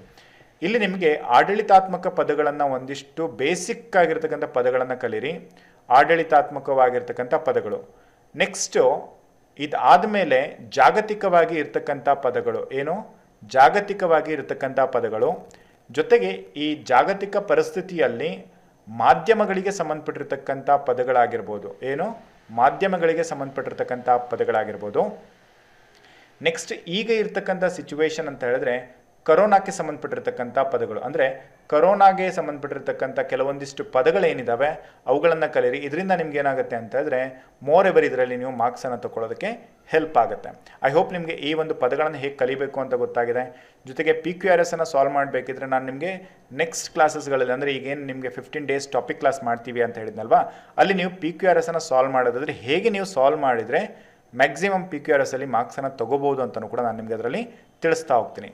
ಫೈನಲಿ ಇರ್ತಕ್ಕಂಥ ಒಂದು ಪಾರ್ಟ್ ಯಾವುದು ಅಂತ ಹೇಳಿದ್ರೆ ಸಾಹಿತ್ಯ ಭಾಗ. ಇದು ಕನ್ನಡ ಪೇಪರಲ್ಲಿ ಇರ್ತಕ್ಕಂಥ 3ನೇ ಭಾಗ. ಸೊ ಇದರಲ್ಲಿ ನಿಮಗೆ ಓವರ್ ಆಲ್ ಆಗಿ ನಾನು ಹೇಳಿರೋ ಹಾಗೆ 17 ಅಂಕದ ಪ್ರಶ್ನೆಗಳನ್ನು ಕೇಳಲಾಗುತ್ತೆ. ಎಷ್ಟೋ 17 ಅಂಕದ ಪ್ರಶ್ನೆಗಳನ್ನು ಕೇಳಲಾಗುತ್ತೆ. ಸೊ ಈ 17 ಅಂಕದ ಪ್ರಶ್ನೆಗಳನ್ನು ಯಾವ್ಯಾವ ಭಾಗದಲ್ಲಿ ಕೇಳಲಾಗುತ್ತೆ, ಹೇಗಿರುತ್ತೆ ನೋಡಿ. ಹಳಗನ್ನಡಕ್ಕೆ ಸಂಬಂಧಪಟ್ಟ ಹಾಗೆ ಪ್ರಶ್ನೆಗಳನ್ನು ಕೇಳಲಾಗುತ್ತೆ. ಇಲ್ಲಿ ಒಟ್ಟು 6 ಅಂಕಗಳನ್ನು ನೀಡಲಾಗುತ್ತೆ. ನೆಕ್ಸ್ಟು ನಡುಗನ್ನಡಕ್ಕೆ ಸಂಬಂಧಪಟ್ಟ ಹಾಗೆ 2 ಅಂಕದ ಪ್ರಶ್ನೆಗಳನ್ನು ನೀಡಲಾಗುತ್ತೆ. ಹಾಗೆ ಹೊಸಗನ್ನಡಕ್ಕೆ ಸಂಬಂಧಪಟ್ಟ ಹಾಗೆ ಮ್ಯಾಕ್ಸಿಮಮ್ ಮಾರ್ಕ್ಸ್ ಇರ್ತಕ್ಕಂಥ 9 ಅಂಕಗಳನ್ನು ಕೇಳಲಾಗುತ್ತೆ. ಸೊ ಇದರಲ್ಲಿ ನೀವು ಏನೇನನ್ನು ಎಷ್ಟೆಷ್ಟಕ್ಕೆ ಯಾವ್ಯಾವುದನ್ನು ಕಲಿಬೇಕು, ಸೊ ಅದನ್ನು ಕೂಡ ನಾನು ನಿಮಗೆ ಹೇಳ್ತಾ ಹೋಗ್ತೀನಿ. ಸೊ ಇದನ್ನು ಕೂಡ ನೀವು ನೋಡ್ತಾ ಹೋಗಿ. ಇಲ್ಲಿ ಪಂಪ ಪೂರ್ವ ಯುಗಕ್ಕೆ ಸಂಬಂಧಪಟ್ಟಿರ್ತಕ್ಕಂಥ ಕವಿಗಳ ಬಗ್ಗೆ ಕೇಳೋದಾದರೆ ಒಂದಿಷ್ಟು ಕವಿಗಳು, ಅಂದರೆ ಒಂದು 6 ರಿಂದ 7 ಕವಿಗಳಿದ್ದಾರೆ. ಸೊ ಅವುಗಳ ಬಗ್ಗೆ ಒಂದು ಸ್ವಲ್ಪ ಇನ್ಫಾರ್ಮೇಷನ್ ಇದೆ, ಅವುಗಳನ್ನು ಒಂದು ಸ್ವಲ್ಪ ನೋಡ್ಕೊಳ್ಳಿ. ಜೊತೆಗೆ ಪಂಪ, ಪೊನ್ನ, ರನ್ನ, ಜನ್ನ, ಚಾವುಂಡರಾಯ, ಹಾಗೆ 1ನೇ ನಾಗವರ್ಮ, 2ನೇ ನಾಗವರ್ಮ, ಕೇಶಿರಾಜ. ಸೊ ಇವ್ರ ಬಗ್ಗೆ ಹೆಚ್ಚು ತಿಳ್ಕೊಳ್ಳಿ. ಇದರ ಜೊತೆಗೆ ನಯಸೇನ ಕೂಡ ಆಗಿರ್ಬೋದು. ಸೊ ಹೀಗೆ ಕೆಲವೊಂದಿಷ್ಟು ಇಂಪಾರ್ಟೆಂಟ್ ವ್ಯಕ್ತಿಗಳಿದ್ದಾರೆ.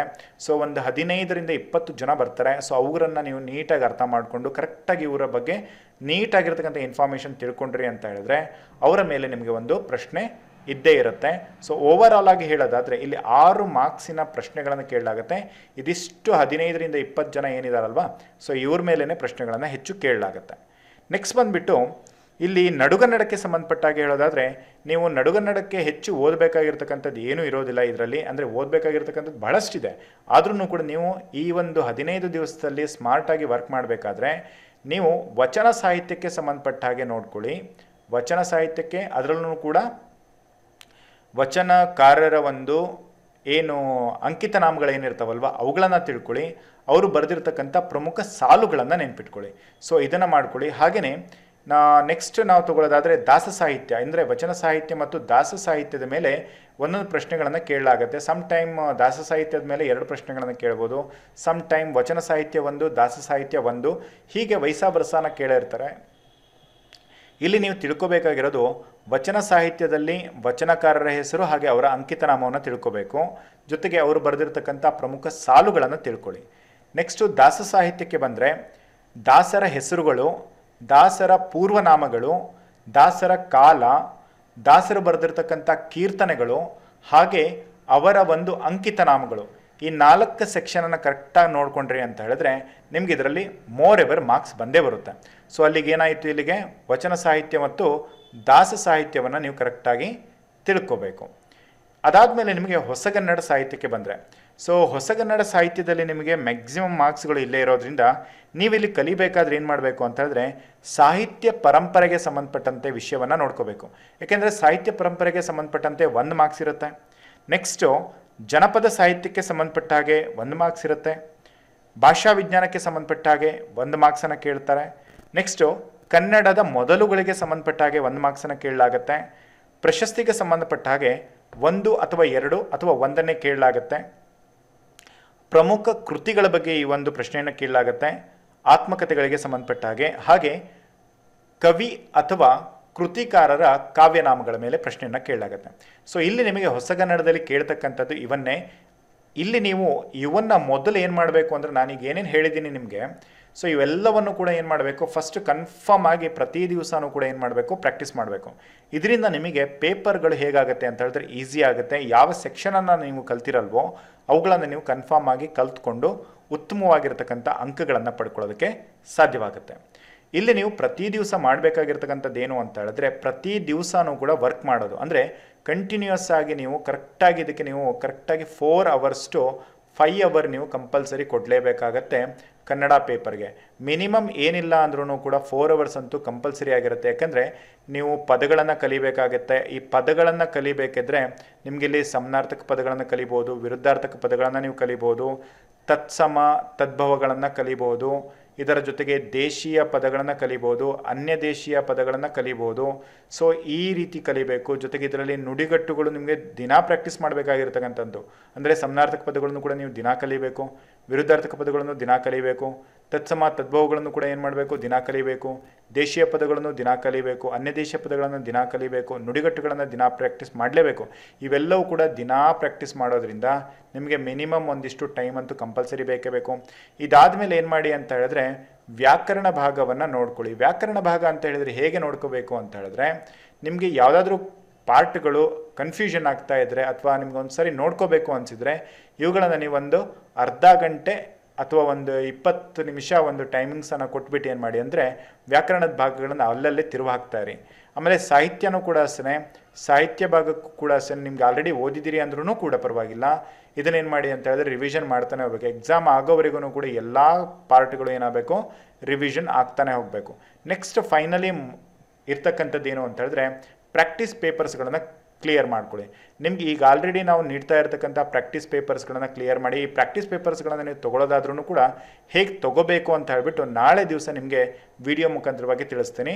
ಜೊತೆಗೆ ನೀವು ಈ ಪ್ರಾಕ್ಟೀಸ್ ಪೇಪರನ್ನು ತೊಗೊಳ್ಳೋದಾದರೆ ಇಲ್ಲಿ ನಿಮಗೆ ಒಟ್ಟು 5,000 ಪ್ರಶ್ನೆಗಳನ್ನು ನಾನು ನೀಡಿರ್ತೀನಿ. ಈ 5,000 ಪ್ರಶ್ನೆಗಳನ್ನು ಅಥವಾ ಪ್ರಶ್ನೋತ್ತರಗಳನ್ನು ನೀವು ಕರೆಕ್ಟಾಗಿ ಓದಿದ್ರಿ ಅಂತ ಹೇಳಿದ್ರೆ ಮ್ಯಾಕ್ಸಿಮಮ್ ಆಗಿ ನಿಮಗೆ ಈ ಒಂದು ಕಂಪ್ಲೀಟ್ ಆಗಿರ್ತಕ್ಕಂಥ ಕಾನ್ಸೆಪ್ಟನ್ನು ರಿಯಲೈಸ್ ಮಾಡ್ಕೊಳ್ಳೋಕ್ಕೆ, ಅಥವಾ ನೀವು ಎಷ್ಟು ಓದಿದ್ದೀರಿ, ಎಷ್ಟು ಓದಿಲ್ಲ, ಇನ್ನು ಎಷ್ಟು ಓದಬೇಕಾಗಿತ್ತು, ಈ ಎಲ್ಲವನ್ನು ಕೂಡ ನೀವು ಇಲ್ಲಿ ಪ್ರಾಕ್ಟೀಸ್ ಪೇಪರಲ್ಲಿ ಕ್ಲಿಯರ್ ಮಾಡ್ಬೋದು.